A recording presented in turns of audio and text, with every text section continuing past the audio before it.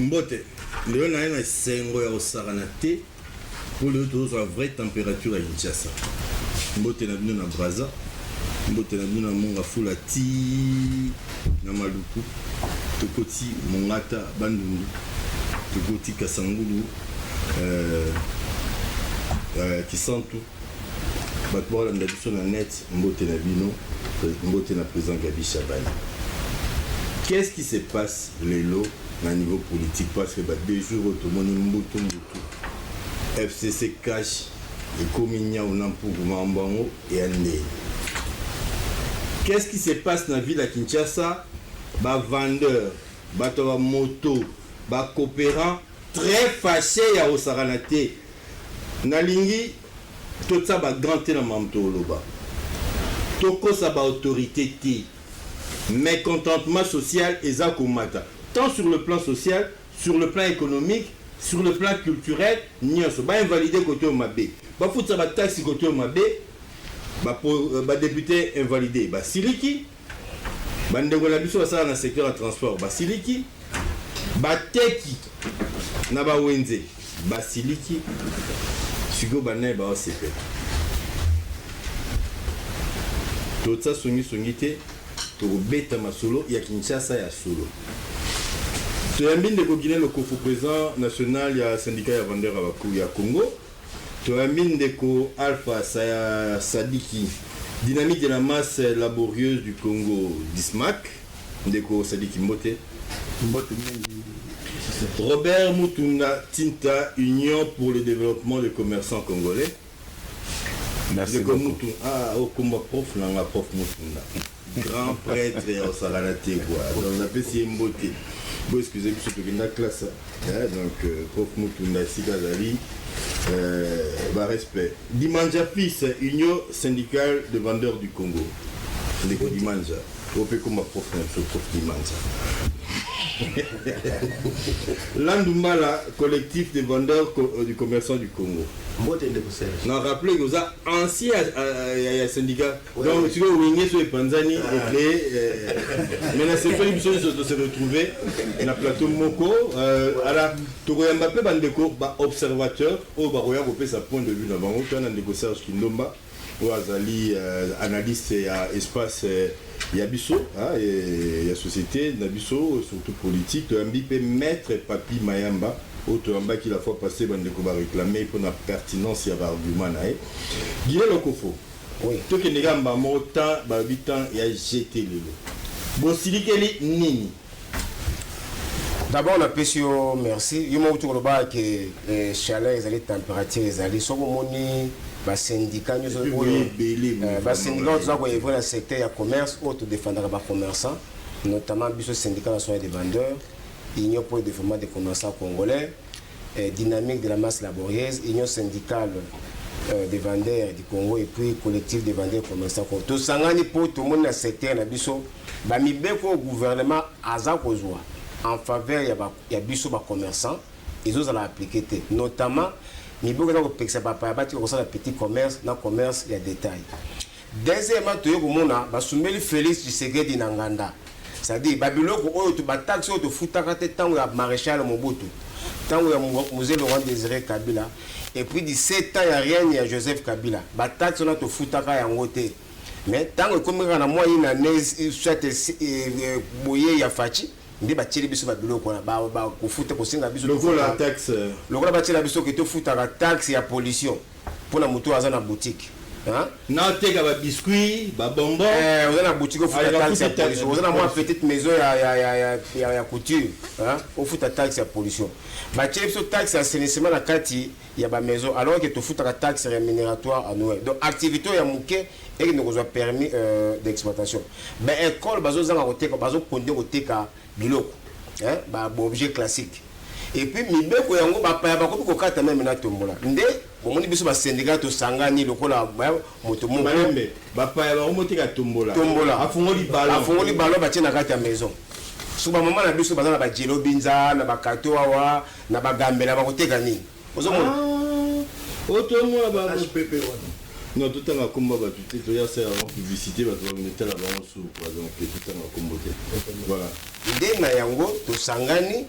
lelo toye pour la koyebisa bateke toza ko confirmer marche na grève au tokosala mokolo ya mardi le 25 na Kinshasa mobimba ba marché bazando bateki bakoteka te ba magasin okofungwa te pe tokosala marche pacifique au de biso ba syndicat nyos dans tout kotanga tokozala tokobana na marché bayaka te toke na cité union africaine et pas tata mokonzi ya ekolo mwana mboka Félix Tshilombo Tshisekedi, le fils du véritable père de la démocratie. Ndé to kokena cité ya Union africaine, to pe sa mémorandum na biso pour tous ba solution. Exact flattement pourquoi pour to moni ba cabinet moli ba habité, bato ndenge basangane baza batu ya lamuka, baza batu ya PPRD, baza batu ya IDPS. On a dit nous sommes des commerçants. Tous les commerçants, tous ça, nous sans tout côté de la politique. Donc, ils ont des revendications, ils ont des revendications par rapport à la difficulté. Parce que tout le monde peut dire que les commerçants, merci de vous dire, tout le monde peut dire que les Banda, Batumbi, Lubumbashi, partout. Tu vois, vous savez, c'est la sec Moronde, vous Ziko. Président Ziko, vous avez dit, vous avez bien. Vous avez dit que Ziko, bien. Azali, président. Il y a ANIPTNC, donc association Oyo Eza n'a plus de membres. Il y a Wawewa, Batat, Masiba. Donc association Naye Né Ezali n'a le plus de membres possible. Président Zikoto Kende rapidement. Bino, syndicat des vendeurs, chauffeur, signer un protocole d'accord, mon ville à Kinshasa. Il y a un rendez-vous de Kinois et il y a un TV. Les locaux dans la bino ezali nini ndikozi. Normalement ndeko Serge na sepeli pona kopesa nga maloba na kombo ya ba motocycliste oyo ngana zali kokamba. Normalement na ko profiter moi muke parce que olobaki malamu ete ces derniers temps tomoni ba parti nyos se soulever, c'est-à-dire otali côté ya ba bazali koteka bazana bakanda côté ya ba motocycliste otali bazana bakanda. Ko tia penza mwa mungu amuke na wezali ko sale ma secteur ya ba motocycliste ndeko Serge. Ces derniers temps soko tali ça fait 4 jours passés ceux qui bao batali malamu na Kinshasa ba mona ki penza ba motocycliste na niveau ya palais du peuple ba mususu bazali ko mata mususu bazali ko quitter parce que ngamo ko nazali ba il va attaquer palais du peuple. Donc le président la bango siko beaucoup nazali ko éclaircir place wana ndeko Serge pour na ba nyonso bazali ko landa baye bango.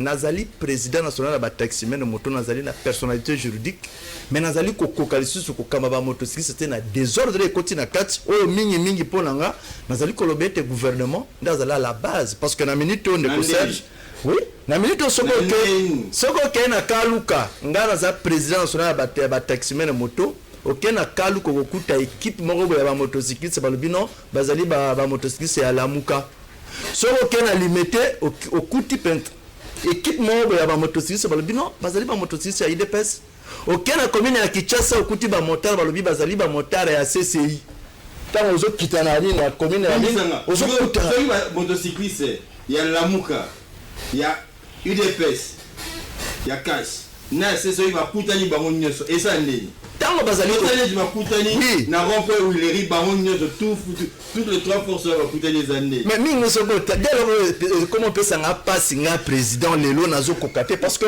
ceux qui n'a ebisi motard bango nyonso na loka munene ndeko Serge bazali identifier te c'est-à-dire ba motocycliste nyonso wana ezala ya Lamuka ezala ya IDPS ezala ya CCI na commune ya Kinshasa ezala bazana kalamu côté ya Sendo balobi bango bazali ya PPRD bazali identifier te et comme ko pesa nga passe siko na koyeba nana azali vrai wewa nana azali faux et comme ko pesa nga penza parce que bokomi na lobby boy na responsabilité il y a insécurité oui ba un civique bazali ko utiliser ba moto donc association na bino pour ça va mabe mais lelo bokomi moyen à pression politique wewa comme bangi wewa abangisi ba député 2 jours par les messalités du konabino. Oui, nakoki na kolobango parce que naza président na bango mais soko taliba wewa nyonso na Kinshasa ndeko Serge tozali na plus de 200 000 motards bazali non identifié. Na la gouverneur plusieurs fois, na la ministre de l'intérieur plusieurs fois. Na la kisa kutu na ba échachon moko na ba auto kola keno, to banda ko chata na ba moto, tango bazali ko sala ba trouble, to banda ko identifier que oyo motara za et ezali ko sala matin de ko Serge. Bino bomino so na Kinshasa, soko tali malamu lelo we wazali ko tambula e komi penze loko. Plaque ba oteka ba plaque, ba plaque. DGRK pona ba plaque kutu na ko senga penze émission ba to ko sala pona yango. Ba plaque jeudi prochain aux invités le baron spécifique. Normalement to ko pesa mpenza na détail de ko Serge. Spécifiquement pour la bino. Parce que ça n'a maloba nandeko mutunda union pour le développement des commerçants congolais. Préoccupation ezali nini ndeko mutunda. Oui. Ndoya prof Nabiso. Voilà. Ngana pesio d'abord merci. Merci na yo logo la réalité. Parce que ndenge toza sur na plateau à télévision.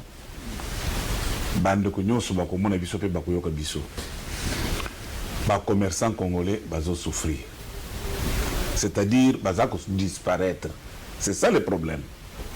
Ba paye bazo teke biloko ya mike. O ba congolais ba ko teka. Tandis que to kana ba mboko mususu au comme jamais mon paya à ça la commerce à détail na petit commerce. À ça attend salon de coiffure. Awa ekomi ndenge wana na 2011 to salaka revendication wana to kutani na ba autorité mboko oyo premier ministre ba ministre to kutani to sali ba kokuta ba rencontre ndenge na ndenge croyant que ba ko protéger biso nzoka nde ba banda kinde ko kotisa biloko na kati na mabeka na ba poche na bango to lokela kinde ba autorité wana marché lelo oyo okomona un indien azoteka liputa moko ebongo bama bazoteka maputa na Rokading o bazoteka na Kato o bazoteka na Itaga bakoteka nini okomona chinois azoteka tonga moko ebongo entrepôt o bakoko ya ko investir bakende na entrepôt congolais akende ko sombe pa na bango aya koteka na moko bano bazotambwisa na mutu wana bakoteka ndenge nini soki chinois indien ou bien libanais bazoteka eloko moko.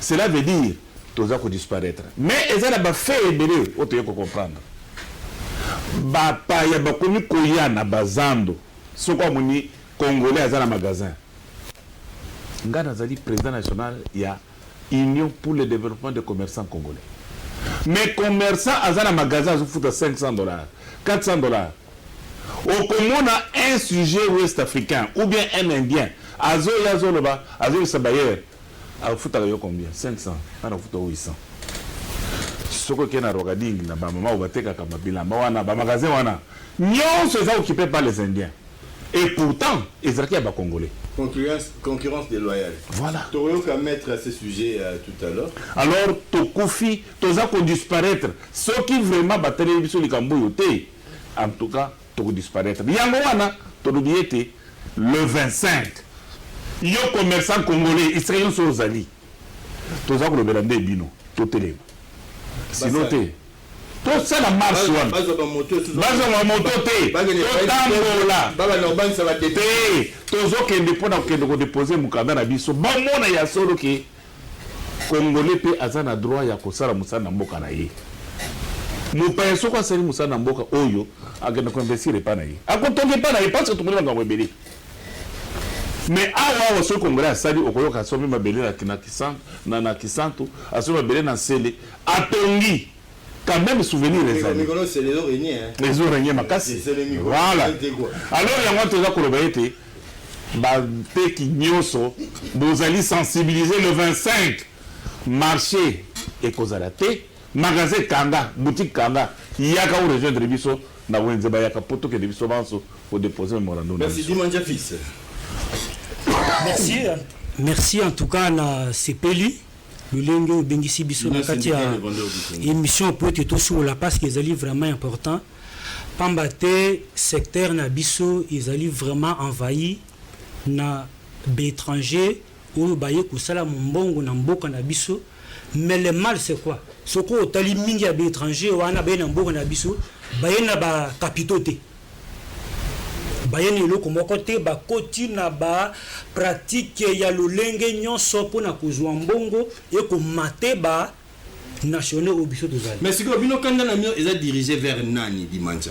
Bozo silikela nani tambo lobi bobi bozo gréver le 25 au marché. C'est pour na nani ayoka pour matoi nae ekoti ba coton azo raté bolongo la ba coton ayoka nani ayoka bino. Po ba autorité bayoka parce que autorité ça vague.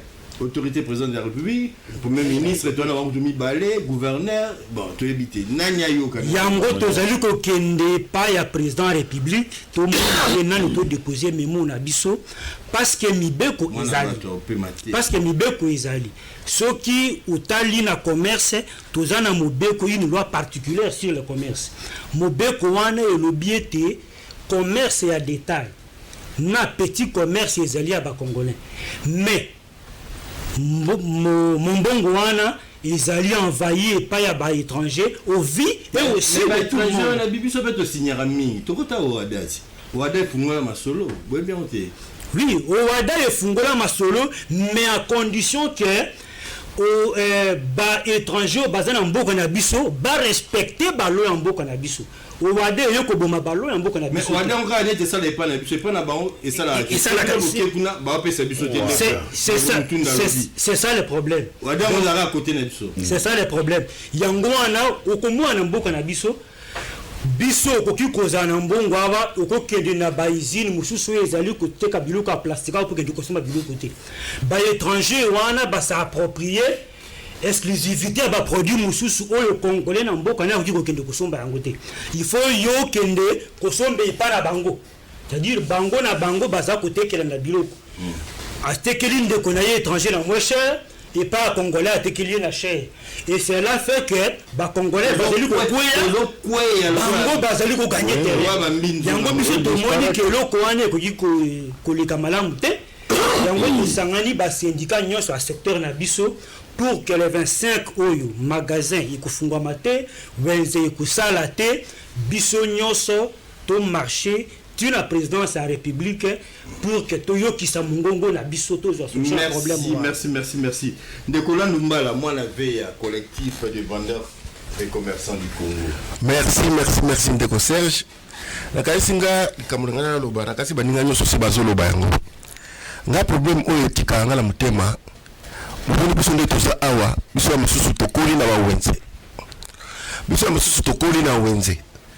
Ndenge camarade moko azaka loba tobotami na wenze tokoli na wenze tosali ba classe na wenze mais noko toza komona oyo na kati na ba wenze makambo ezosalama oyo ezalaka te mikolo toleka babengani bato bazaki na balabala yango bakota na kati mais soko tali bien hôtel de ville bazala ba proposition oyo basalaka mpona neti par exemple marché central faut ba moderniser yango mais ti lelo eloko moko esalama te bawenze ndenge eza wana eza kaka archaïque bamakambo ya kalakala ondire bawenze ya ba province nga susu na nga bamodernize wenze basala meme bawenze meme ya deux étages ou trois étages omona wenze mosusu kodisparaître nango na pete ya mibale problème naza nango tracasserie policière. Papa, ba policier ba comment la taxe. Est-ce que ça là? Policier comment on mbongo au salon? Policier comment la taxe? Oui. Parce que la taxe ba policier. Nani a sali taxe? Ba ngo policier ba kongolaka. Général Kasongaye bien, en tout cas on a général. Tout les ba ko kota ba wenze même la. La TV ba to songi ba oyebi. Ba marché na tout na ye que ba syndicaliste ba big taxe à policier. Ezali. Ba preuve ezali. Bazo kotra ba wenze bazo ko kongola bambongo ba desa bazo tondisa ba poche et na compte ni contre bango compte parallèle donc pas ces alines de Colonel Serge so mo to tomboki mabe ezali. Voilà, merci papa Robert Alpha Sadiki donc dynamique de la masse laborieuse du Congo rapidement sans s'il y a activité bozo projeté le 25 des années et pepona. Merci beaucoup Ndeko Serge pour la occasion malamu oyo tozwi lelo ya kozala liboso ya etandomo ki batu balanda biso toye koyebisa bateki nyonso ya ville ya Kinshasa boye bato ba boutique ba magasin le 25 ya sanza oyo mokote kofungwama tozali ko revendiquer makambo nyonso ya mabe ozali koleka na secteur na biso ya commerce bakonzi ya mboka Congo bazali ko protéger peuple congolais te peuple ya votaka bango so bakomi na posa ba voix ba yepa bango mais pour ba protéger ba intérêt na bango kuna ba protéger kate na ko ba muto ndeko Serge pesa na maloba vivana loba ozali komona ndenge ba policier bazali ko buka ville ya Kinshasa na yebi te bakonzi yo bakotaka na gouvernorat est-ce que objectif ya biso dala pona kolelisa peuple mibeko bakuti na mesa ezali ko batela peuple bakoki ko mettre ngo en application te peuple là c'est pela zoteka na balabala ndeko Alpha zoteka na wenze na balabala bisike sengeli quand même toloba pe toloba te na lingi na fungula likambona na bolai penza ndeko Serge arrêtez le texte la patente na ville ya Kinshasa ezali ko reconnaître bateki na kati na barrière principale oh oui tozali ba preuve na kati arrêté par la patente ezali signé par Guy Maton ezali naza tozali ko bela boye bateki mingi babima libanda na lingina dénoncer quelques mauvaises pratiques bawenze mingi batongi ba brukumese ba commune accomplice na ba administrateur ba chef du quartier batekeli bato batonga bandako ya kovanda ndeko Serge na kati ya wenze lokolo bilongo bimi na balabala te ezali moko ya ba raison bisiko ba mese bateke ezalaki ekomi bandako bakendo teka wapi lokolo wenze central na 7 wenze ya 5 na njili wenze ya mangoba na quartier D donc wenze kulumba na masina ezali impossible bandako en étage et après batona bo protéger bango to ba mili banda po ba vivre kaka yo leta o protéger bango o yepona ko torturer bango davantage ba pratique wana tozali ko telemela yango to ko marcher le 25 magasin ko fungwa mate boutique ko fungwa mate ndeko moteki landa na bokebi to ko sala émission pour ma famille na biso te tozali awa na butu ya lelo pona ko défendre intérêt ya bateki kanga mombongo na yo le 25 to kuta na wenze ya bayaka wande lieu de raconte na biso toko setirije tina oya ko kende ko la kisambo ko nziamboka pasio zali kolia secteur na biso elakisi nini ndeko Alpha Sadiki oui ba chef de quartier ba protéger binoté ba bourgmestre ba protéger binoté ba député te voter qui professeur national ba qui peut binoté gouverneur qui peut binoté premier ministre to lobate seul mutazo a retrouvé une solution à la président oui parce que ndali garé malamu ya institution mboka oyo soki angulumi bato bakonzwa mike na sena ye bakoyoka parce que to meto commune ndenge nyonso to meki ko senga ba audience bazama ko permettre yango te tozali syndicat ko ba syndicat nyonso tozana ba agrément syndicat simanda ko ezali te tozali syndicat eyebani kati na mibeko ya Congo partenaire alors tozali partenaire ya l'état mais komona ba konsibaye babandi ko sala makambo na terrain ba consulter mais bisoté tozali comme une expertise ya ko pesa ba konsi ya ville ya Kinshasa soki abengi biso na bureau na ye ndeko Serge to ko pesa ye penza makambo ko sunga ye atambusa mboka yo malamu merci mingi to ko zonga na régie to zo descente parce que tozo ba mamba marché ya gouverneur Gentilingo Bila na marché à liberté marché et puis ça va négocier le coco moto passe mal à la tête tout la nabon toujours bon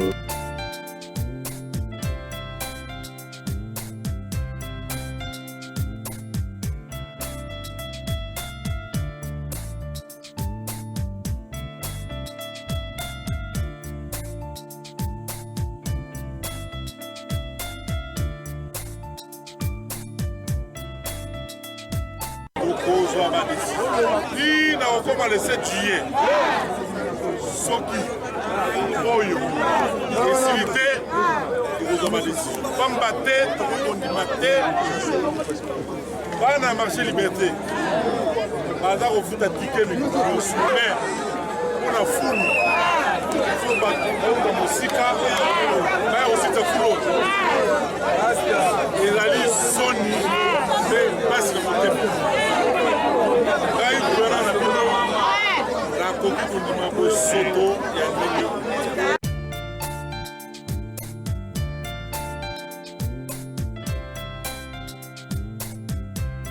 Kinshasa bopeto ezo concerné bato nyonso kutu awa biso toza na chance po toza na lopango na biso moko futo bongisa ngai ndenge na moni gouverneur na kosepela aya même ata na 3 mois atinda batu na ye po vérifier est-ce que vraiment tozolanda ye na Kinshasa bopeto liberté bopeto tondimi tokobongisa.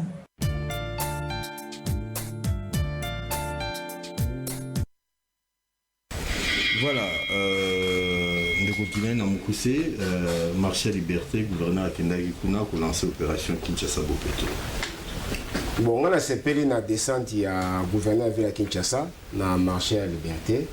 Mais moi, je pensais que ça descend dans le marché à liberté. 48 heures après, il devait prendre une décision et à suspendre le comité de gestion à marché. Parce que je me suis dit que je au tali dimension matiti ndenge ezali bakanda na oti na TV vraiment non eza bakanda te tozana posa makambo ekende na ndenge moko ya malamu bateki na marché na bazo souffrir le gouverneur comme na kati ya marché mais ce comité de gestion baza ko teki na bateki na marché wana fiche d'équipation de renouvellement d'état na makasi oboyi bakange pe na la police kaka ya marché wana ozomona. Donc, la population dans ce secteur va souffrir. C'est pour cette raison-là, Makele no Tchaki, to sepele Mokonya vu la Kinshasa, Ayoga qui Makele na Biswana. Mokonya za la rende bon. Mais au-delà de sa descente, il s'est dit mécano, décision ezwa. Depuis 2003, je crois, Bandeko Baza wana tiré le bassin à peu près 15 ans. Na marché à liberté. Mais dans la situation, ils allaient. Oui, ça se montre vu la il y a après 3 mois au moins un changement. Alors il y a coûté déjà que ma souris en andenge mo ya match za mabe. Il y a le 25 baté qui a marché à liberté. Au moins à Torobi, na parmi ba revendication. Ba dépolitiser ba marché. Merci. Hein? Ba dépolitiser pe ba association le rôle là, il y a ba ANPTC, ba politicien botika ba oui papa. Tranquille. Ndeko Papi Mayamba ozali avocat, aux observateurs, il y a vie kinoise de manière générale. Lelo Hollandi, ma préoccupation Bandeko Balobi le 25 bazar au marché. Est-ce que au regard de la loi bazar Nzela?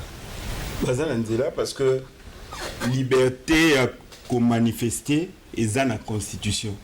Motonio so o azad d'accord té.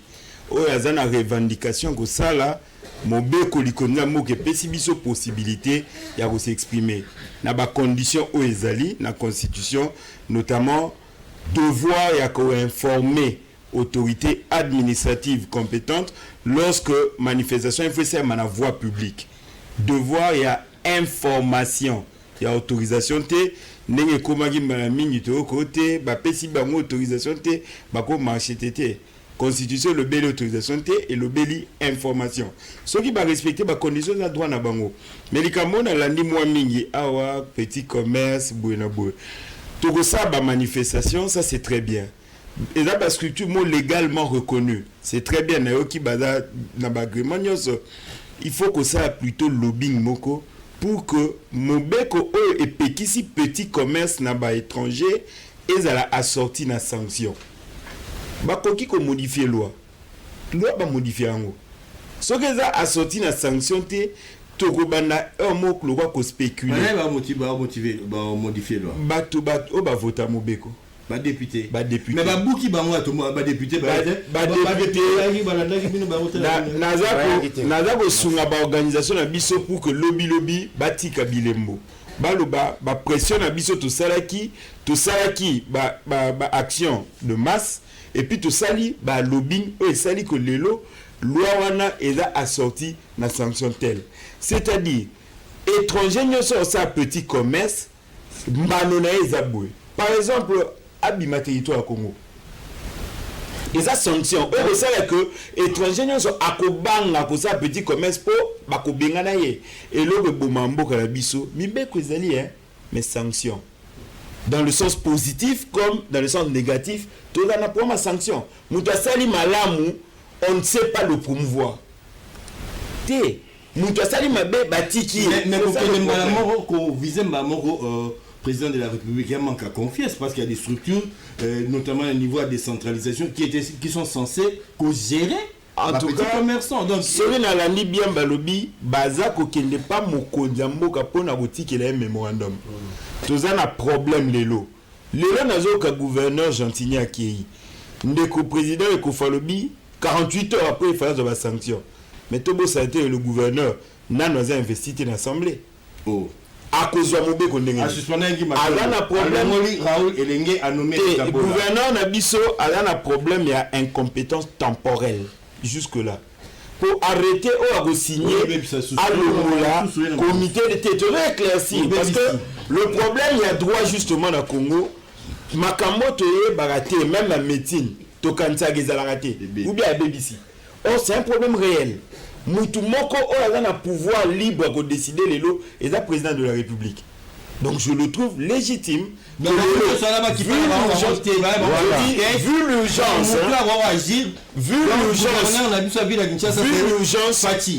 l'urgence, moi je les encourage pas président Félix. Parce que celui qui n'est pas gouverneur Gentini Lelo, nous béconi ba aux élèves d'urgence. Or, président de la République a coquille co-instruire. Ba gouverneur baza ba représentant ya président na province. Ce qui moyen gouverneur agir exactement. Donc pour monter aux représenter c'est simple.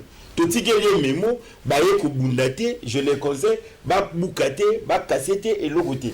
Ba encadrer bandeko, ba marcher ce qui gouverneur aïe azui acte pour continuer. C'est bon, c'est encourageant. C'est ce qui nous bat. Yo oza côté politique balobi bato bali sa biso bato basalara économie ya Kinshasa nde basiliki nde bazana kanda lelo bolandi bandeko rapidement toi nata muke na moi esprit ya synthèse malobeze pana na lombango soki na bina loba ona kweko loba uta Kabila zwa bokonzi tango na kibandeko baleli na makambo etali ba marché na 17 ans ndenge bakambi mboko mabe batikali jamais ko songer ko luka ko tonga taba marché ya minene loko azando mais to monique ba individu baki na bandako na ye pona makambo etali bandeko nanga bazolela makambo ba libanais ba indien bazoni okola bango ndeko nanga isese ali makambo ya passe na mawoko na Kinshasa na ebite soko tambolaka na lingine informer bango ya na chinois moko ali na Kinshasa na quartier bon marché bazo benga na kombo Madilu ali na malewa ateka kapondu fumbwa chakemadesu na ebiso e ali bosolo chinois wa babenga ga Madilu ngai moko pe na tombaki victime ya kokende kolie pa na ye pourquoi na kendaki bato ba meminga ba ebisinga ke yo yebi ete kombo na Madilu alamba kabiloko ya Congo ko kondi matende kona ngai est-ce que moto ko kokende na Chine pour kende kosa makambo wana Congo bakotika ete nyonso wana elingi kobanini nayebisaka bino moko mosusu wana ebandelika na emission na obaka na ochibala ali Richalinette fume pauvre politique tala conséquence ya ndenge akambi mboka ye moko bauti koyebisa dernièrement we pa balibanais balobi na bafandise chibala nous on traite pas avec l'homme mais nous on traite avec les fonctions ba kombone ko aki premier ministre tango ba nomelo moto ata ko bali mibale balobi te priorité komi moto aye soki dossier makambo etali ya koni okola ba congolais ya pa na yo lisute e ali epai ya moto asosa nini azokambo akoti na bokonzi ya sika mena ye na lombango na makambo etali na Kinshasa e ali passe na mawa tomona kia wa moto ya ye na ba règlement de compte ndeko na biso Godempoy na ali na problème na été personnel ndenga ngaka créer ba visibilité na ya koluka ko sambwisa innocent mowe iloko agi matondo akoluka ko interpeller pona diminuer mais ba dossier yangoyo ye moko moto ali na nyongo ya ville ya Kinshasa na komba Benasu bana Kinshasa ba yebe mokolo rotana ali na nyongo ya Kinshasa ya ba millions de dollars moto na ba député balobi tika ye to chaye sukuma asani nazongisa misolo ye fafuta na ville ya Kinshasa te pasteur Lazwa bombi akomi kotambo kana na église esika nyonso goma Godempo yake amemi moto wana sko yebisanga déjà tango moto aya komi kobatela moto alolenge wana elingi ko banini donc Abenasu akozaka toujours na bokonzi likolo ya bana mboka okolobaka na eloko moko te et puis na ye na mayo etali politique tango président ya bandeko etali we walobi na landi ba wewa mainyonso bali ko revendiquer mais onga na koloba batika ko instrumentaliser bandeko na biso wana lelo esali ke na 18 ans Kabila na continuité à Félix Tshisekedi bandeko wana nga benga ka ba marche pied bazui chance teke babonga na vie Loko abino bomemeli bango ba entreprise te. Ba salo to benga la vie à partir encourager bango moko ba créer loko ya ye. Na ebite soki ta musu na niveau IDP sous BP perdre ba pesa bango ba moto ba tukutuku po batambo kanango bénéficiaka na to bengi versement mais soki action en partie ali il faut yaka. Mais soki ali lolenge wana te batika kobimisa bandeko wana na kati ya mayo to bengi politique.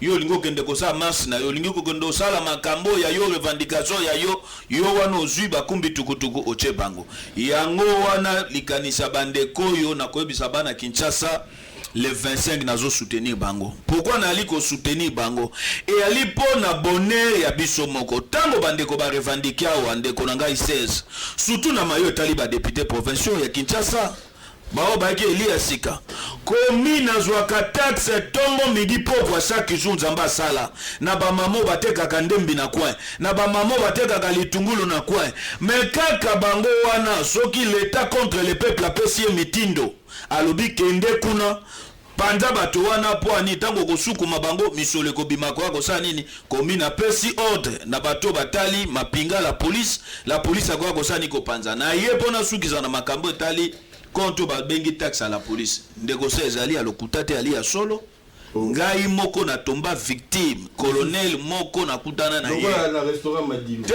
loko na restaurant Madilu te colonel aloba yango alobi ke ba pesi bango metindo.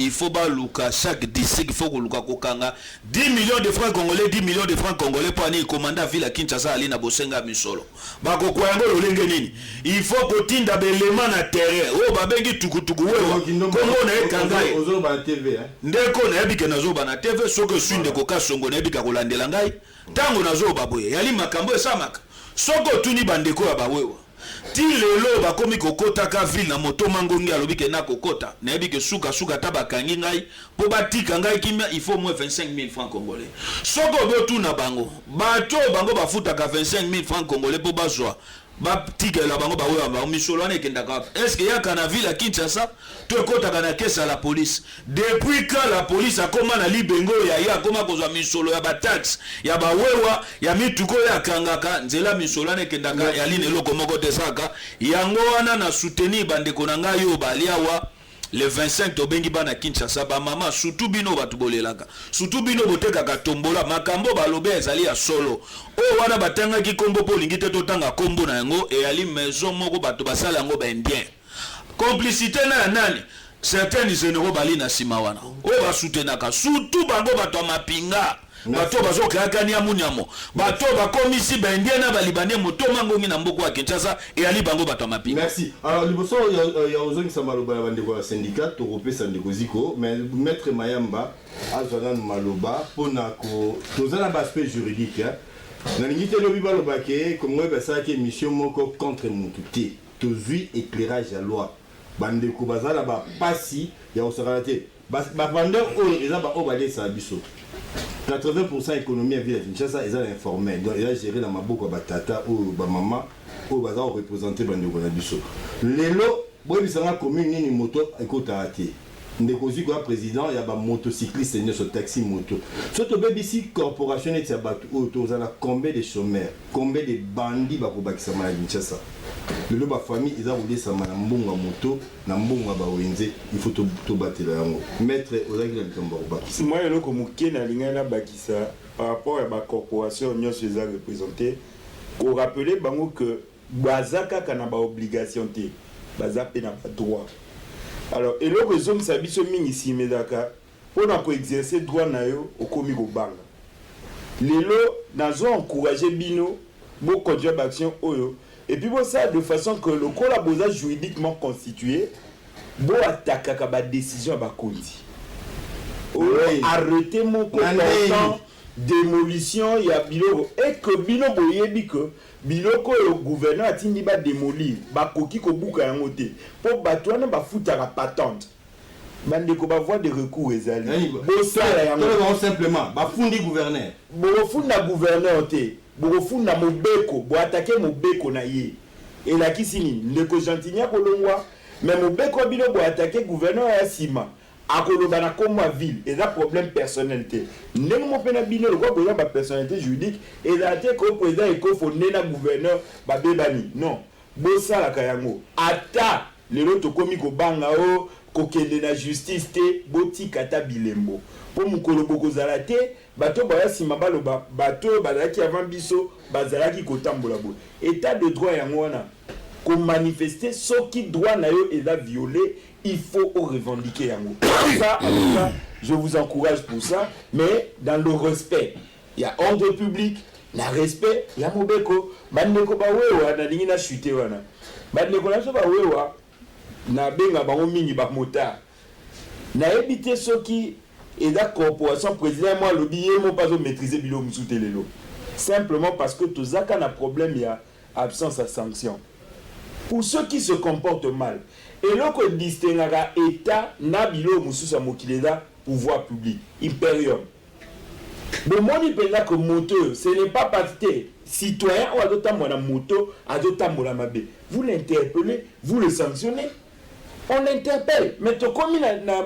mboka oyo wewe azoswana na roulage na moni wewe si ula so longwete tango ozonga na kunyata yo je me dis Seigneur toza wapi et policier très complaisant pour ça na ezali awele la moins 1000 fois ba opesa yi voilà or so ito te régime à sanction muntu la mutasa musala na ye tokomona makambo etambo yango normal rapidement tout ça la dernier tour de table ndeko tobani na ndeko Ziko président ya ANIPTC la plus grande association ya ba motocycliste ya Congo Olandi bande préoccupation bandeko Olandi makambo mettre à lobby mais ozana souci le ceux qui n'habitent so binope beaucoup par solidarité le 25 bokozala ozana likambo koloba nan na bato corporation na yo batekio ba obebisa la bino cop ba obebisa bino musala maintenant ba kondipe ba senge ko protéger bino.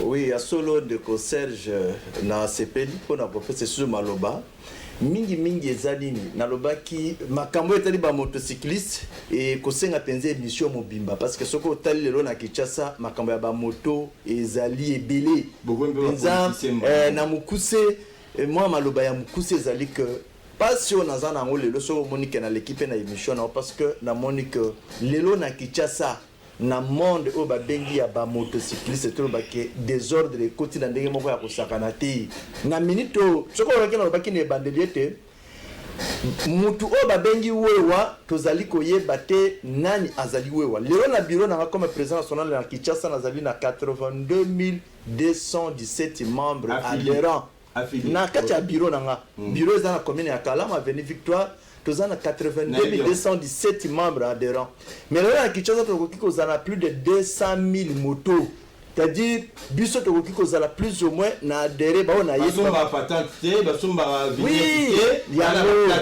mingi souci na ngeza nini parce que na moni moi maloboza ko pesa za mukuse souci na ngeza que lelo nga on azali président gouvernement a pesa nga pouvoir to identifier ba motocycliste nyonso na bazali ko vrai na Kinshasa parce que ebele temps on a le qui kana la personnalité juridique c'est-à-dire le seul président de la moto ya République démocratique du Congo ou azali na personnalité juridique ezalinga mais nazali na makoke pa ba motard nyonso te ndo boni ke lelo tango ba politicien ebele bazali ko sala ba marche na bango ba motocycliste ba komi kokota c'est-à-dire et comme équipe ya ba miyibi c'est-à-dire ba miyibi ebele ba somi ba moto de ko Serge et comme ceux qui manifestation ezali ba miyibi wana ba koti pona ko détruire ko buka ko botola et bela na penza bazali penza ba motocycliste te bazali penza ba responsable te ndelo ke comme ko pesa biso penza mo passe ndeko dimanja na mukuse vraiment ce qui okoki ko kanisa dimanja ndeko mutunda pardon voilà bon ngai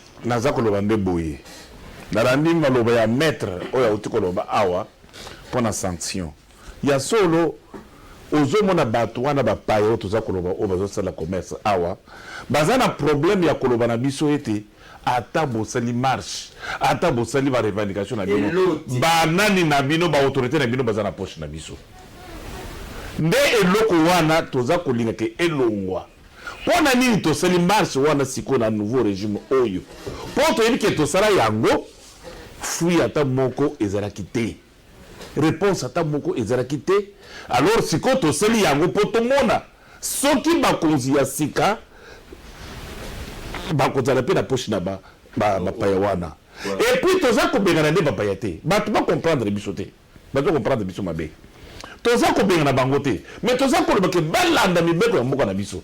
Et puis basala ndenge nini ntango baza koya kosala koinvestir awa bakende na baentrepôt babanda koteka biloko ya ebele congolais akende kosomba epai na bango wana aya koteka na détail bagrossiste na baentrepôt. Merci. Vous allez comprendre. Alors, les Congolais qui ne sont pas là-bas, c'est ça notre souci.